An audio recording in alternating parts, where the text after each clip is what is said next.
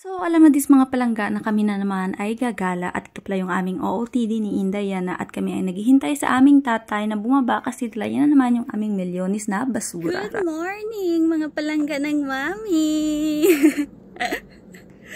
Guys, di siyagat man. Kaya subong manami ang weather. Kaya magwa kami, marulagaw-lagaw kami. Anay, kaya para hindi maboard si Indayana.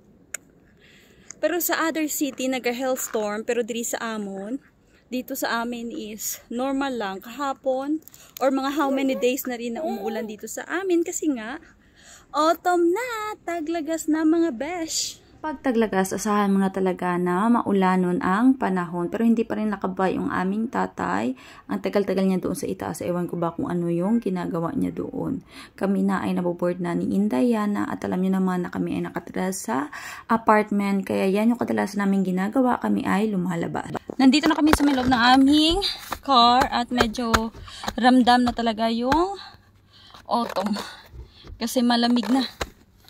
At yan si Indayana. Hello! Kahit malamig yung simoy ng hangin today, pero i-carry bells ko talaga yung aking sleeveless na outfitan today. At yan pala yung aming market. Kung maalala ninyo, kung nagpunto kami diri kay may transaction ang akon nga banana. Nag-stop over pala kami dito sa may market. Kasi may dinaanan lang yung aking Justawa. Yes, Indayana.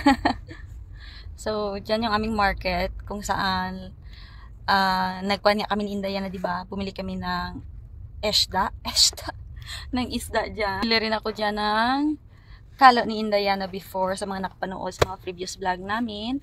At hinihintay lang namin yung aming tatay na bumalik. At yan nga si Indayana, habang hinihintay namin yung aming tatay, siya ay naglalaro sa kanyang shoes.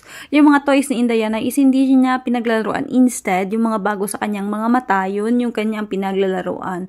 So, hindi talaga good investment sa toys si Indayana kasi lugi kami.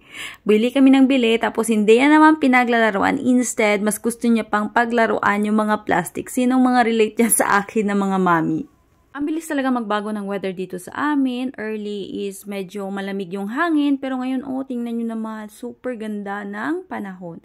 At sabi ng aking asawa, pupunta kami sa other place. Kasi dito sa city namin, palagi na namin iniikot-ikutan para naman daw maiba yung aming kapaligiran. Kaya pupunta kami sa Oltinitsa. But yung Oltinitsa is malayo-layo siya dito sa aming center, which is mga 1 hour yung aming biyahe. There's a boat. Gani Akolo. Akolo. That's the mountain of Bulgaria, no? Nandito na pala kami sa may Oltinitsa, pero pupuntahan namin yung isang paliguan daw, sabi ng aking asawa, kasi gusto niya talagang makita. Pero tingnan niyo naman, ano man ini ang amo nga ginaagyan man, kagubatan man ini, hindi man ini siya pakadto sa may dagat nga ginahambal niya. Ay, hindi pala dagat, lake, gali. So, ang among nga itsura ni Indayana, tingnan nyo. Kuro kadlaw-kadlaw na si Indayana, pero ako abi, do ginakulbaan na ako kay basi bala may mga NP. NP. At sabi ko sa aking asawa, bumalik na kami, pero dahil nga adventure cruise talaga tong aking asawa, so sabi niya, wag kang mag-alala kasi wala naman ditong NP sa Romania. Before kasi, nung gumagala talaga kami ng aking asawa, way back, nung wala pa kaming anak, mahilig talaga kaming magpaganito ba sa mga lugar na mga maliblib. Kasi mahilig kami sa mga view na magaganda. At I think nandito na kami. Pero hindi namin nakita yung dagat na sinasabi niya ay lake pala na paliguan. Hindi namin nakita. Instead, ewan ko kung anong place to. Basta bababa dyan yung aking asawa para tingnan niya kung maganda ba mag-stop over dito. At super layo pala nito sa may center ng Oltinitsa. Kailangan kapag pumunta ka dito is meron kayong sasakyan. At maganda rin pala dito mag-bonfire or mag-picnic.